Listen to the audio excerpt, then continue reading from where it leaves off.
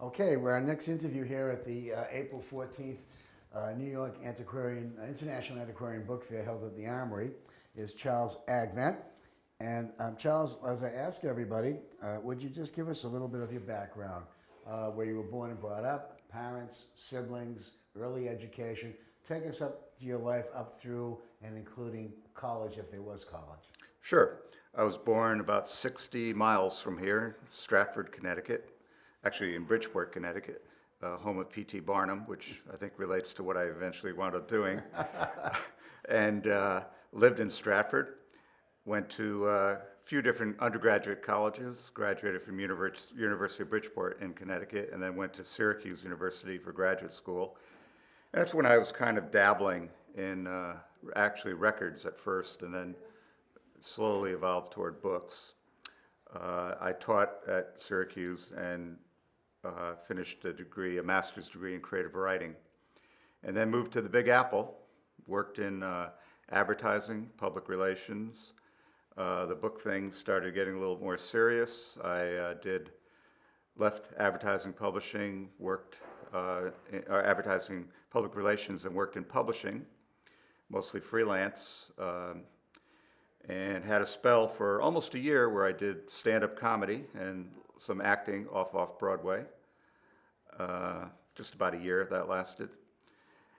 And then moved out of, well, actually, what caused me to move out of New York was I spent almost a full year in the woods in Vermont doing volunteer work for the Forest Service, living without running water and electricity, southern Vermont, and came back and decided I didn't want to live in the city anymore, and moved to Pennsylvania with my soon-to-be wife, and 1987 decided I wanted to really do the books. And I was still teaching. I taught at colleges for another few years, but then I think it was 1995, I decided to become a full-time bookseller and join the ABAA as well. What about your parents? My parents, they're both still alive, fortunately. They're both 87, both in good health. They both just about graduated from high school, and my father delivered pies for Table Talk out of Worcester, Mass. You probably know them. Table Talk's very big. Yeah. And my mother worked for General Electric for a while and part-time for Table Talk. And they're both retired now. Siblings? In Stratford. Yeah, I have two younger brothers.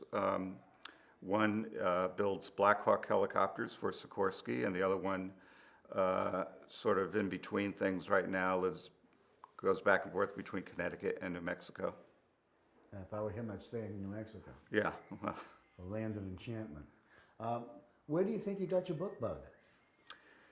I've always liked books, read from a pretty early age, always liked them, not just for something to read, but to handle and to hold and to look at. Always liked to look at them on the shelves. And when I was in Syracuse, I was collecting records, as I said, and I'd go to garage sales, tag sales, and yard sales, and looking for records and finding interesting books, and then discovering that some of them had value. And when I moved to New York, I'd attend more of these sales and found some very nice things and brought them around to some of the established bookshops and got lowball offers and decided I could do better myself. And that's basically how I started. Are you still married? Yes. Children? 2 children, 2 boys, 20. Carter's 20 and John is 17, or will be 17 this summer. Do either one of them have any kind of interest in books? Well, my oldest son, Carter, is a student at Philadelphia University in industrial design. He has really no interest in books. Yeah. He's a very visual person. Right.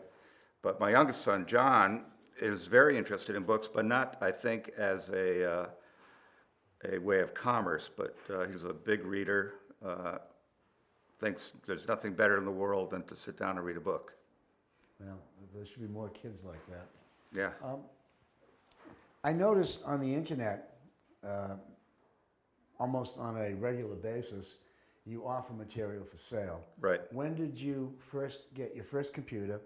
When did you start beginning to feel like the internet was a place for you to be a merchant? I got my first computer in the around 1984. It was what they called at that time a portable computer. It was a big, heavy thing, like a big Samsonite luggage suitcase. And it wasn't that portable, but that was my first. It had no hard drive, just a floppy disk, very little memory, DOS. And I got on the internet pretty early on, as soon as it became widely available. And I had been using a program, I think it's called Bookmaster. I no longer use it. Yeah, I know that Yeah, program. but it was basically the program that all the data services based their design on. So I was ready to go as soon as they were ready. Yeah. And I just uploaded my books and went from there. And I've been selling on the internet, I guess, since the late 80s, whenever it was got going. Do you issue catalogs? I used to. I haven't issued a printed catalog in, I'd say, over 10 years now. Really? Yeah. I'm thinking about, this is my 25th anniversary Oh, I this see. year. Well, that might be a good excuse. Yeah, so I'm thinking about it, but haven't decided yet for sure. 25 for 25. Right. What percentage of your business comes from the internet, and what percentage of your business comes from, shall we say, other places? Right. Well, under the internet, I put a lot of things, since I quote people mostly through the internet, email, so I include that as well. But I'd Yeah. say about 90%. And then the other 10, I do only 3 fairs a year, and I may go down to 2 actually, New York, Boston, and the non-ABA show in Washington. And that's basically the other maybe 10%. Do you find at the book fairs that you mentioned, do you find the buying better or the selling better or equal or what? It depends on the fair, yeah. It's usually, in Boston, for example, it's more even. Here, selling is better than buying. Right. And you get great opportunities here. Like yesterday, I sold a book to a well-known actor who is going to be giving it to Darth Vader, James Earl Jones. Oh, really? So I can say now that I sold a book that's going to Darth Vader, which I guess my kids will appreciate. But Yeah, but, yeah.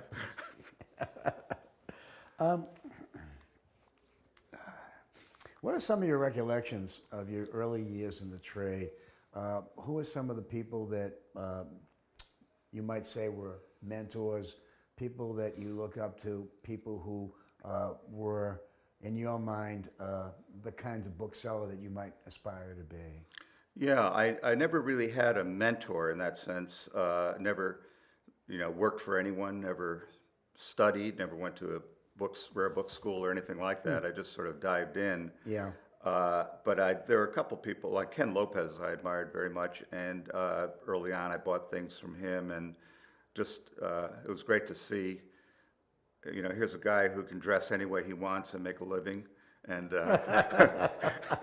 and Gives hope for the rest of us, huh? yeah.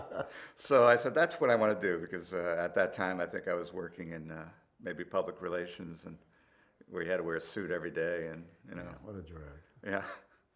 But I think Ken was probably the foremost person. So he was somebody who you aspired to or looked up to? Yeah, he had interesting books. He had a relaxed way of doing business. He was successful, nice guy, One of the questions that always comes up in the course of our discussion is, if you were entering the book trade today, how would you do it, or would you do it? Yeah, I'd probably do it because I would do it in the same way that I did before, in the sense I wouldn't know what I was getting into. Yeah. I think I would be more disappointed now, perhaps, as to what I got into. The internet, while it's been a good thing for me in most ways, I think is something that makes it very hard for a new person to break into, because when you're starting out, you don't have the kind of inventory that you eventually can build up. and you have to sell the more common books, which now are even more common than they were yeah, than they ever before the were. internet. I would think it's very difficult. I asked that question to one bookseller who came out with the state. He thought a second. He said, "Own your own building," Yeah, well, which I thought was a pretty good answer. see, but I never had any desire to have a shop. So it Neither was did always I. different for me. I mean, it was just a matter of having space. And for first 10 or 15 years of my business, when I didn't have a huge inventory, I just get my books where I lived. And now I keep them in my old home, and we moved to a new home about 6, 7 years ago. Do you do much in the way of physical scouting? By that I No, mean getting off your ass and getting out there. no, none at all, really. So I how used do you to. how do you rely on for example, for a source for material? Do you just use the internet? Do you read other dealers' catalog? I mean, how do you go about it? Well, yeah, I used to do 25 book fairs a year. And the past decade or so, I've been doing 3, as I said. Um, I get a lot of things offered to me now, in part because I make my presence known, as Yeah, you people know. know who you are. Yeah. And so I get a lot of things offered to me. I go through the internet, various, ABE, eBay, dealers I know, and occasionally find things, but not as often as I used to. And I'm not as aggressively buying things as I used to. I still am cataloging books that I bought 15, 20 years ago. Right up to date, aren't you? Yeah. And in part, it was planned. When I was teaching full-time and doing this part-time for a period of 5 or 6 years, I deliberately put away a lot of the better things with the idea that eventually I might do it full-time, and that I have an inventory ready to go, a nice inventory. And that worked for me, and sort of been just building on that as years go along. Well, as long as you put away the right stuff. Yeah. It seems to me that on the internet today, it's a race to the bottom. When you think of how many copies of books that I was looking for On the Road, a first edition, Right. and, 142 different copies, varying prices and quality, and Right. that's a book you would think, gee, that's a great book. 142 copies. And it's a book a lot of people want, Yeah, but sure. yeah, I mean, well, I don't have a copy here. I have a signed copy. It's not a first edition, but it's signed, and obviously that you're going to find maybe 1 or 2 listed online that are signed. Right. I haven't looked myself in a long time, but so that's what I always try to do. My interest has always been in more unusual things, especially signed, inscribed, association copies. So I see those are the kinds of things that I frequently see Yeah. put out in an email. Right. And that's I've often wondered, and now I'm going to ask you, what's your success ratio for the listings that I for do, your every now or maybe every couple of days you'll have a particular item, one item or 2 items that you'll offer. What kind of a success ratio do you have with that form of selling? well, I'm not going to give you the Ken Carmiole answer. I'll give you the honest answer. I sell maybe 1 book a week on the average. I list 2 a day, and I'd sell about 1 a week. But So that can change, because there are certain people who buy from those lists, and if it's the right kind of book, and I put it there, I know I'll sell it. Right. But I try to put a variety of things. I try to put some things that I just got, other things I've had for a long time, and I'll maybe reduce the price, and I sell things that way. Do you do much in the way of quoting? Not much, some, but So, some, yeah. so basically, your main selling tools are the internet and the 3 book fairs that you do on an annual Right. basis. And again, when I quote, it's usually by email, so I sort of consider that the internet. Yeah, You know. you'd have to consider it in the same And vein. again, that's to some clients I have, and mostly institutions that I would do that for. And that's pretty successful. What percentage of your business, off the top of your head, is institutions, privates, dealers? Can you ratio them in your mind? Oh, I never really thought about it, even though I've been Most asked that people don't, before. but that's Yeah. why I ask. Yeah. It's an interesting question. I'd say about a quarter institutions, uh, and maybe a little bit less than that dealers, and the rest private. Just private people, Yeah. private collectors. Right. And you deal mainly, but not exclusively, in literature.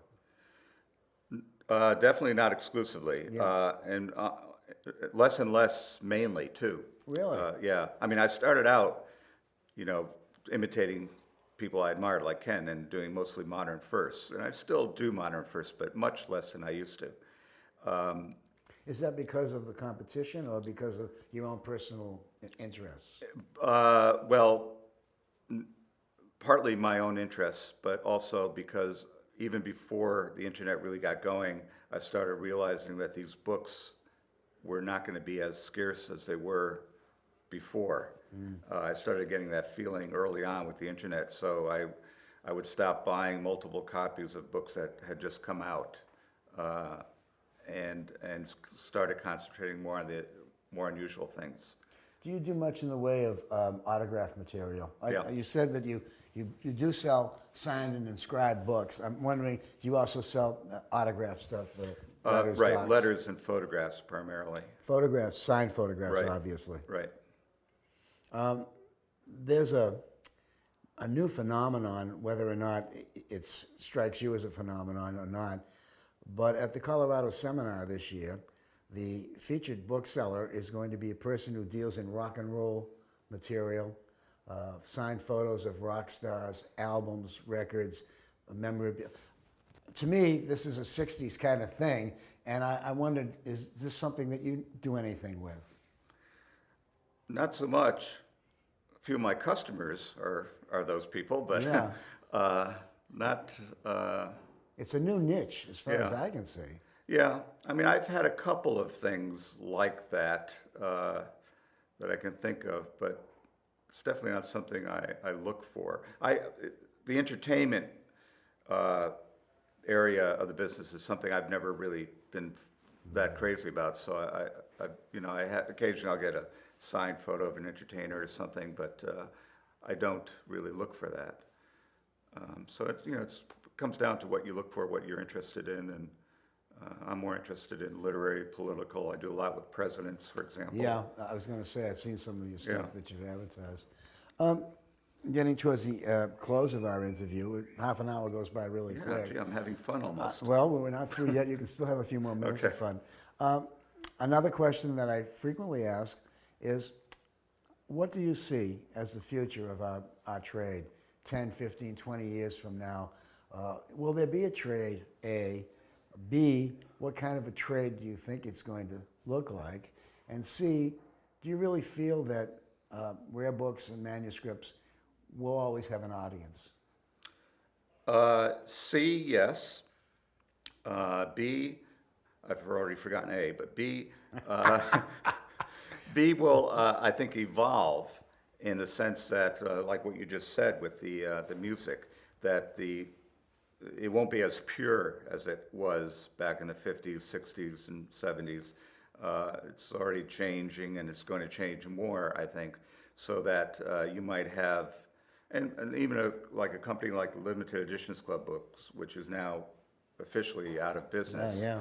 But the last few books they issued, they came with CDs. Yeah. You'll be seeing things like that, and as digital technology evolves, you'll be seeing, books mixed in with other media more. And there are certain dealers who really specialize in that kind of thing even now. Yeah. But so I think that will change in itself. But there always is going to be an interest in the printed book, I believe. As far as the audience, though, is concerned, I think we may have to rely more and more on institutions unless we get more people like my son who is He's a actually reader interested now. in reading and may eventually evolve to become a collector. But as it's pretty easy to see at any book fair, the audience, for the most part, is elderly for It's an rare aging. books. It's an aging group. Yeah.